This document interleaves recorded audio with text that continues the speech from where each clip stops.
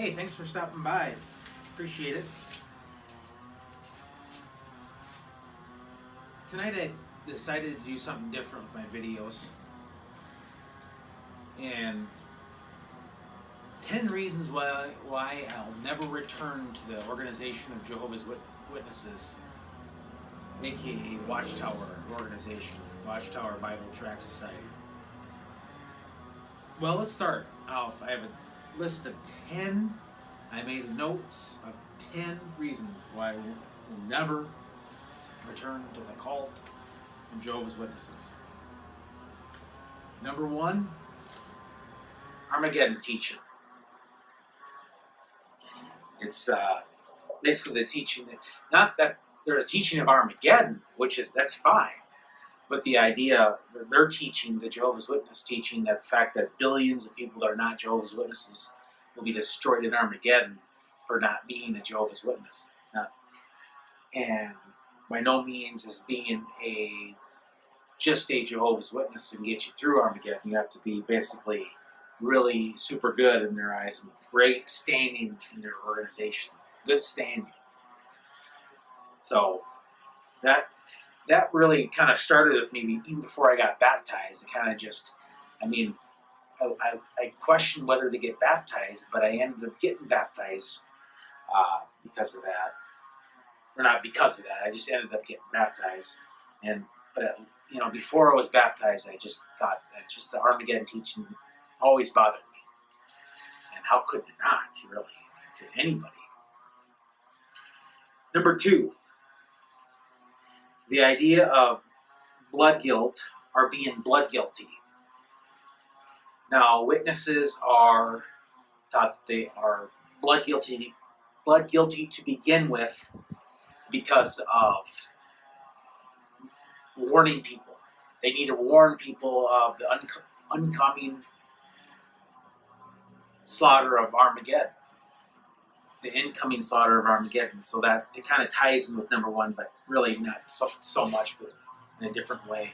Big difference, but the idea of blood guilt, because again, you need to be preaching, you need to be out every week warning people, preaching, going door to door.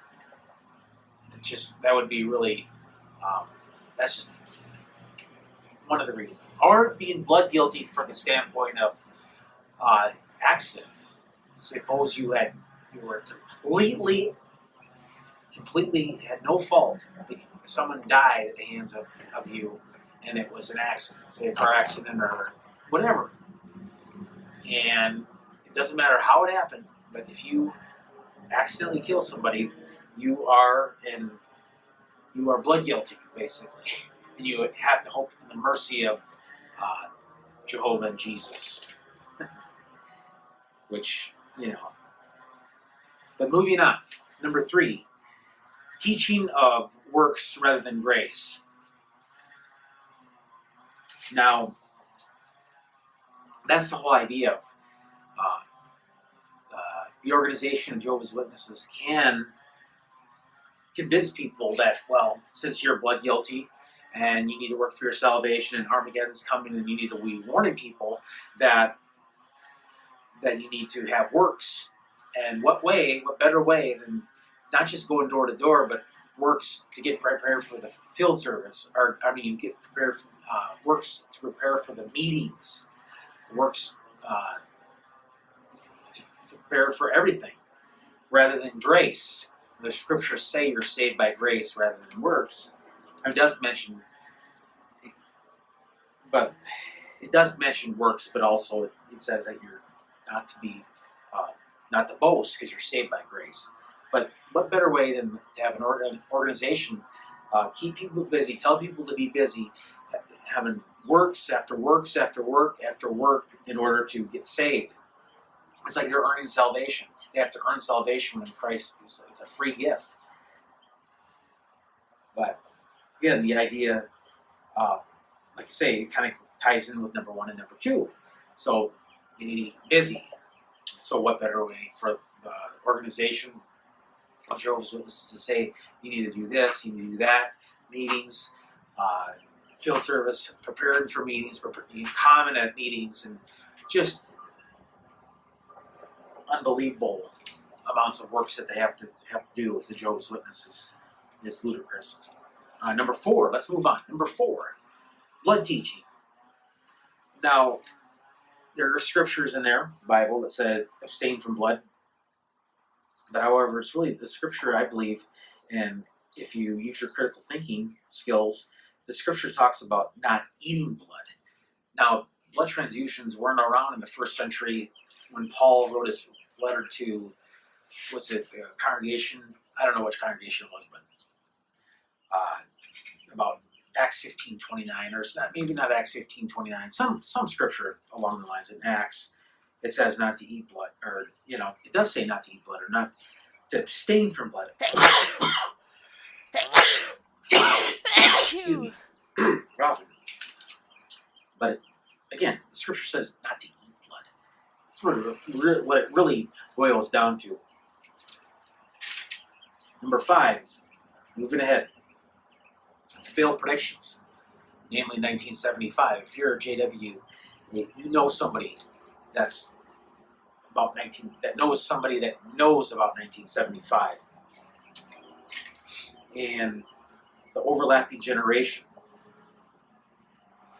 That was on jw.org with David Splain, where David Splain was explaining about how just kind of a really a terrible way of covering up their original, the generation that will not pass away, the generation that saw 1914, that were alive during 1914, wouldn't die off. But as you can see, it's 105 years later. Then you figure that they weren't just born in 1914. They had to have some kind of conscious.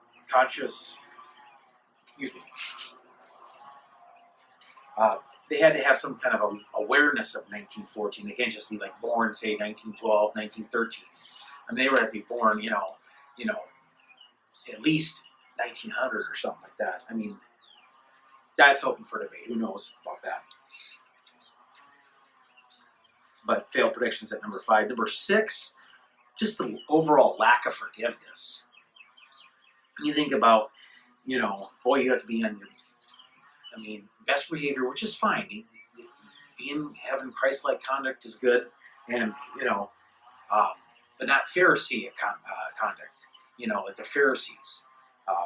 The Pharisees were known for not forgiving, just like Jehovah's Witnesses. The organization Jehovah's Witnesses really had an overall lack of forgiveness. If you weren't going to the meetings, or you were inactive, they were going to treat you as an outcast, big time. They were, oh boy, that so and so, don't talk to that person, because they might be just overall paranoia too, and lack of forgiveness, big time. Number 7, critical of other religions. They point the finger at the Catholic Church for their child abuse problem, but they can't look at their own issue with child abuse, with all the court cases, and just the two-witness rule, the Pharisaic, or the Sabbath two-witness rule, where that when Christ died, he nailed that rule to the stake. So, again, basically critical of other religions, how they just say, well, they don't have accurate knowledge. And it's true, they probably don't have accurate knowledge. But, again, critical of other religions is number 7. Number 8 on my list, critical of worldly people.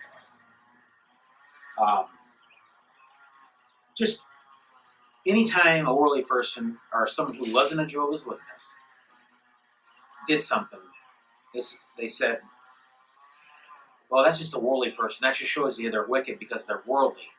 But as soon as a Jehovah's Witness did the same thing, a JW would say, oh yeah, you're just imperfect. We all make mistakes, and hypocritically that. And that's another hypocrisy move that they would display.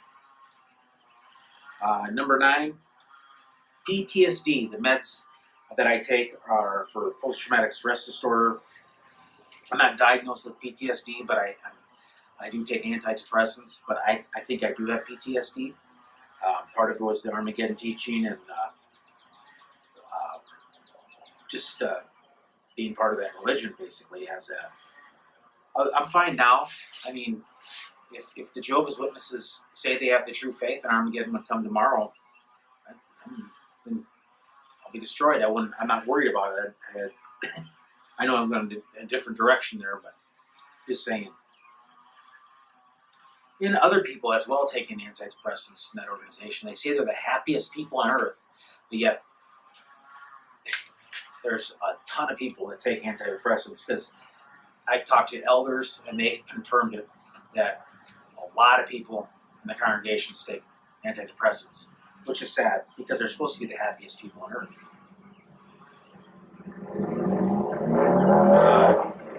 Number 10, last and least, again, one was the most, and 10 is the least reason why I will turn, is the biblical interpretation. I mean, there's really not. Okay, I'll just finish what I'm going to say. Number 10, biblical interpretation, such as John 8:31-32, where it says, where Jesus talks about, if you remain in my word, you really are my disciples. And 32 says, and you'll know the truth, and the truth will set you free. Now, any religion can insert that into their narrative. The Jehovah's Witnesses do that. They sit there and say, well, John 8:32 is talking about the organization Jehovah's Witnesses. You'll know the truth, and the truth will set you free. Also a scripture, Matthew 24:45, where it talks about who really is the faithful and discreet slave. Who really is the faithful and discreet slave? Do this faithful and discreet slave have a big JW.org logo? No. So the faithful and so-called faithful and discreet slave that likes to insert their narrative into Matthew 24:45, the JW organization. Excuse me. I apologize for coughing. But that's not a faithful and discreet slave to put their JW.org logo in there. I would have an honorable mention shunning, but see, I'm not in any shunning. All my family are Jehovah's Witnesses. So I'm unique. I'm sure there's others out there that maybe can sympathize with what I'm not going through. I mean, I do apologize for anybody who is being shunned, and I do apologize for not putting that on my list. But simply for the fact that I basically have no family in the cult of Jehovah's Witnesses, I didn't put that on there on the list. Let me see if I can miss anything else here. But really, that's all I really wanted to say. Boy, it's a really nice night out. It's great. Sun setting out. There's hardly any clouds in the sky.